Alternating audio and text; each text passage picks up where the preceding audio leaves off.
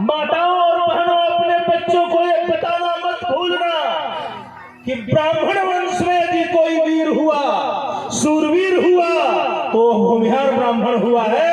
क्योंकि यह भी एक पुस्तक में लिखा है, प्रोक्तः भूमेहारः ब्राह्मण वंशैक वीरः। ब्राह्मण वंश का एक और एकमात्र वीर है।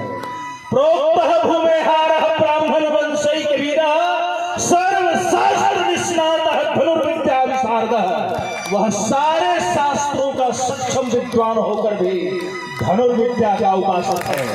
जो ब्राह्मण धनुर्विद्या का उपासक है वह ब्राह्मण प्रणम्य है, क्योंकि शास्त्र की रक्षा तभी होगी जब शस्त्र उसके साथ हो।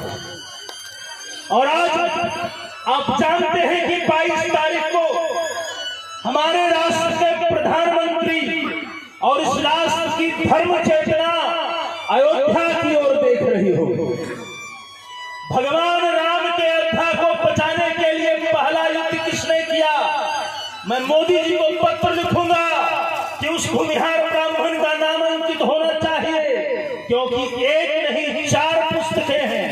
1528 में जब मीर बाकी ने अयोध्या पर आक्रमण किया, तब कौन ब्राह्मण उठा था? ये कानिकुब्ज प्रशस्ति में लिखा होगा। यदि हमारे कोई कानिकुब्ज भाई हो और काश्यप गोत्र के हो तो उनको ध्यान रहे कि लिखा हुआ है, मदार पुराक्रम भूमिहारा द्विजास्त्रे तेभ्यश्च यवनेन्द्रश्चैव। यवनों का नेता आया था। तेभ्यश्च यवनेन्द्रश्चैव महायुद्धम संभुतपुरा। तब वहां ब्राह्मणों का नेतृत्व करते हुए भूमिहार ब्राह्मण ने युद्ध किया था मदारपुर में। और आगे तो लिखा है कि तेभ्यश्च सर्वे ब्राह्मणा पराभूता। ब्राह्मण पराजित हुए, लेकिन अयोध्या के लिए पहला जो ब्राह्मण बलिदान हुआ वह अनंतराम त्रिवेदी थे, और अनंतराम त्रिवेदी भूमिहार ब्राह्मण थे। इसलिए यह आवश्यक है कि हम पढ़िया वाले इतिहास को नहीं भूले, धर्म कथा जरूर सुने। दिल्ली से एक मनसबदार भेजा गया इस मगध में, नाम था कामदार खां। कामदार खां किस लिए मगध में आया? वह क्षत्रिय जाति में जन्म लेकर इस्लाम को स्वीकार किया और दिल्ली के तख्ते ताऊस पर झुककर कहा कि मगध का ब्राह्मण अडिग है, उसका धर्मांतरण करा। जब वो सेना लेकर बढ़िया गांव की तरफ आया तो बढ़िया के बाभन वीरों ने कामदार खां को घेर लिया और कामदार खां को यही धान की खेत में मौत का सामना करना पड़ा। इस धर्म को बचाने के लिए जो बढ़िया का योगदान है वो अविस्मरणीय योगदान है।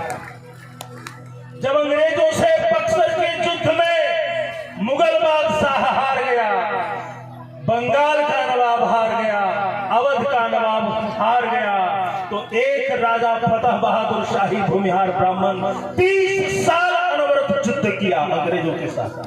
अंग्रेजों की चुनौती को हमने स्वीकार किया।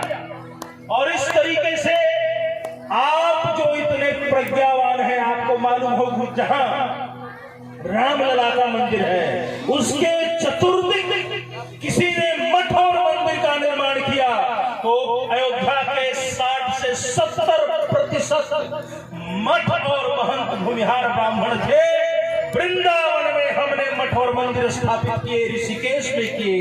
इसलिए अमेरिकन इतिहासकार जाति के द्वंद्व में फंसा नहीं, और उसने साफ साफ लिखा कि ये भूमिहार ब्राह्मण जाति है जिसने उत्तर मध्य गंगा घाटी में सनातन धर्म को बचाने का काम किया है। उस इतिहासकार का नाम लिया गया। एक इतिहासकार अमेरिकन क्रिस्टोफर बेली लिखता है कि रामानंद और रामानुजाचार्य की परंपरा ने सनातन को बचाया, और भूमिहार ब्राह्मण ने रामानुजाचार्य और रामानंद की परंपरा को बनाया। यदि तुलसी का साहित्य जिंदा है तो इसलिए जिंदा है, ये आप जान लीजिए कि पंडित राय टोडर मल ने तुलसी की रचना को अपने सर पर सोने में लपेटकर बनारस की गलियों में अपने बेटे गिरधारी के साथ घुमाया, और रामचरितमानस की परंपरा को हम भूमिहार ब्राह्मणों ने अपने ठाकुर बाड़ियों में स्थापित किया।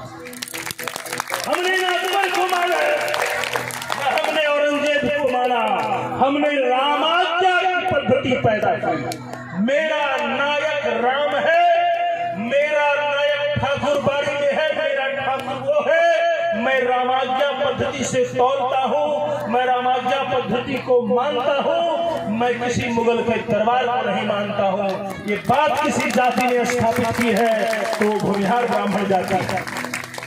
और आप अजय हैं, अजय बने रहिए, मैं ज्यादा समय नहीं लूंगा। गुरुजी महाराज ने मुझे इस पावन तीर्थ पर बुलाया, मैं कोटिशः आभार उनके चरणों में निवेदित करता हूँ।